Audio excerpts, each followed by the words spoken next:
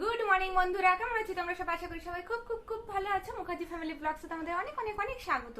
আমরাও সবাই খুব ভালো আছি। তো আজকে সকালবেলা চলে এসেছি তোমাদেরকে শেয়ার করতে আমি পাকুমের ব্রেকফাস্টটা কিভাবে করি, কারণ আমি ওর ব্রেকফাস্ট চেঞ্জ করে আগের দিন বলেছিলাম যে ওকে আমি চিড়ে খাওয়াচ্ছি।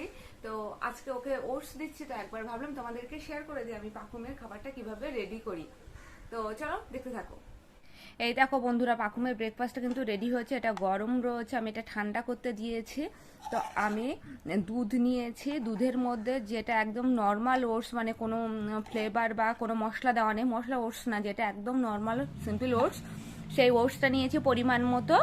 আর নিয়েছি, এর মধ্যে দিয়েছি আমি বাদামের গুঁড়ো, আমি আমন্ড, কাজু আর আখরোট, এই তিনটে আর কি শুকনো খোলাতে আগে ভালো করে পরিষ্কার করে শুকিয়ে নিয়ে শুকনো খোলাতে ভালো করে ভেজে, মানে একটু ব্রাউন ব্রাউন কালার হয়ে যাওয়া পর্যন্ত ভাজি, ভেজে তারপর ওটাকে ঠান্ডা করে তারপরে আমি ওটাকে মিক্সিতে পেস্ট করি, পেস্ট না গুঁড়ো করি। গুঁড়ো করে সেটা কিন্তু আমি এয়ারটাইট কৌটোতে করে আমি স্টোর করি, ফ্রিজে রেখে দিই। তো সেটা ও চলতে থাকে, সেটা আমি এর মধ্যে মিশিয়ে দিই, তাহলে একটু থিকও হয়। আর আলাদা করে যদি ওকে বাদাম খাওয়াতে চাই ও খাবে না, এখন বড় হচ্ছে, ব্রেন ডেভেলপের জন্য তো একটু খাবার দাবার ঠিকঠাক করে দেওয়া উচিত।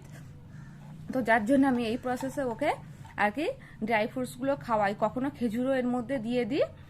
আলাদা করে ও কিছুই খেতে চায় না, চিবে চিবে খেতে চায় না বলে আমি সব কিছু কিন্তু এই ওটসের মধ্যেই রেডি করে, এই ওটসের মধ্যেই আছে যত শক্তি।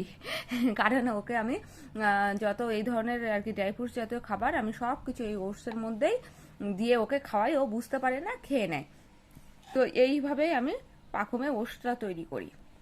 তো যদি ভিডিওটা তোমাদের ভালো লেগে থাকে বন্ধুরা, তাহলে লাইক শেয়ার কমেন্টস করতে কিন্তু একদম ভুলবে না। আর মুখার্জি ফ্যামিলি ব্লগসকে অবশ্যই সাবস্ক্রাইব করে রেখো। তো চলো এখনকার জন্য টাটা।